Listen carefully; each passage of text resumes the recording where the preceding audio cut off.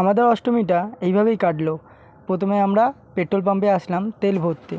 তারপর আমাদের প্ল্যানিং হয়েছিল এখান থেকে দাদা বৌদি যাওয়ার। তো আমরা সবাই বেরিয়ে গেলাম দাদা বৌদিতে যাওয়ার জন্য। তারপরে শুরু হলো আমাদের রাইড করা।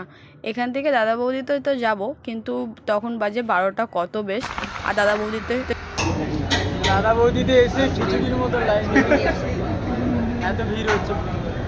লাইন দেওয়ার পর ফাইনালি আমরা পৌঁছে গেছি ভিতরে। আর এখানে আমরা দোতলায় বসেছিলাম দাদা বৌদিতে।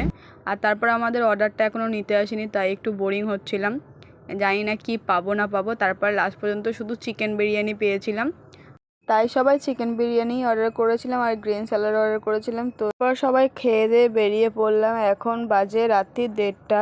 আবারও সবাই মিলে গাড়ি চালানো শুরু হয়ে গেল। আর কল্যাণীর সামনে দিয়ে আমাদেরকে রিটার্ন ফিরে আসতে হয়েছিল বাড়িতে, কারণ ওখানে রেড জোন দেখাচ্ছিল। আর আজকের মিলিবাগটা এতটুকুই।